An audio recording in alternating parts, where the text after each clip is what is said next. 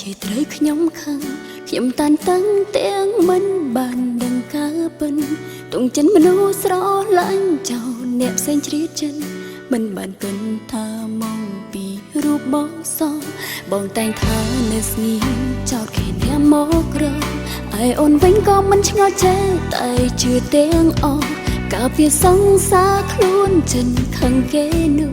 ហែនតែស្មងភ្លេងគិននៅវ័យអងហើយ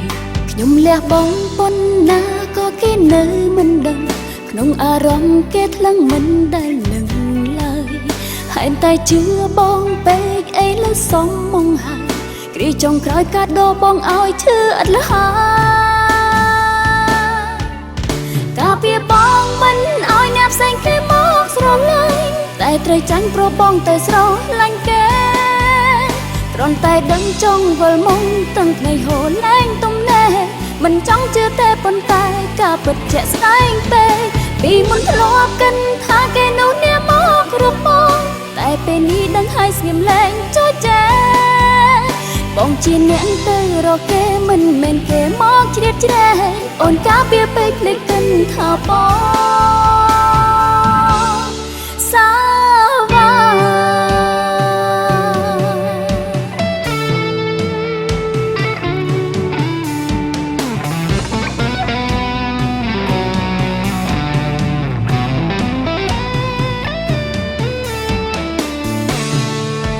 បងតែងថានៅស្ងៀមចោតគេអ្នកមករកឯអូនវិញក៏មិនឆ្ងល់ចេះតែជឿទាំងអស់កាលពីសង្សារខ្លួនចិនខឹងគេនោះហែនតែស្មងភ្លេងគិននៅវ័យអងហើយខ្ញុំលះបងប៉ុណ្ណាក៏គេនៅមិនដឹងក្នុងអារម្មណ៍គេថ្លឹងមិនដែលនឹង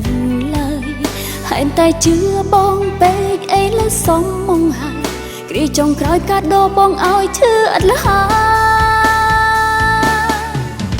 កាពីបងមិនឲ្យអ្នកផ្សេងគេមកស្រឡាញ់តែត្រូវចាញ់ព្រោះបងទៅស្រឡាញ់គេ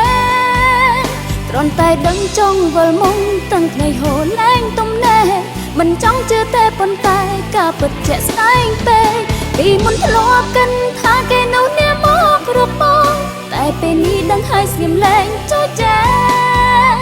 បងជាអ្នកទៅរកគេមិនមែនគេមកជ្រៀតជ្រែកអូនការពារពេកភ្លេចគិនថាបងសាវ៉ា